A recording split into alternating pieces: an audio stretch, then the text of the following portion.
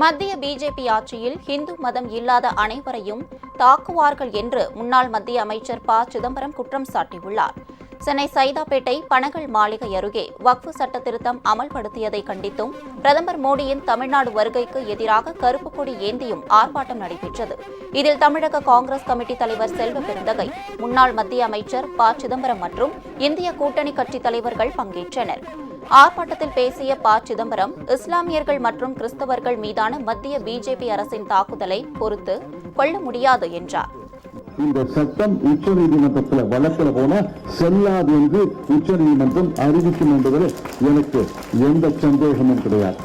இந்த அளவுக்கு இஸ்லாமியர்கள் மீது ஜன்மம் அப்போது ஒரு பெரிய போரையே தொடங்கி இருக்கிறது மோடி அரசு. எல்லா மதங்களும் வாழ்கின்ற நாடு.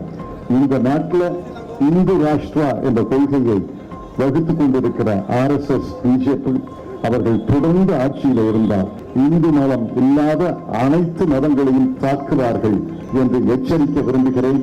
ஆகவே இஸ்லாமிய சகோதரர்களுக்கு நேர்ந்த இந்த சட்டத்தை வன்மையாக கண்டிக்கிறோம்.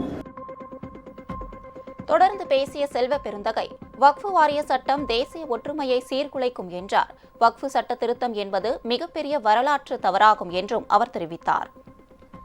சட்ட திருத்தத்தின் மூலமாக இஸ்லாமிய மக்களுக்கு கிடைக்க வேண்டிய உரிமைகள், அவர்களுக்கு கொடுக்கப்பட்ட கொடையான அந்த சொத்துக்களை அபகரிப்பதற்கான இப்படிப்பட்ட திட்டத்தை தீட்டியிருக்கிறார்கள்.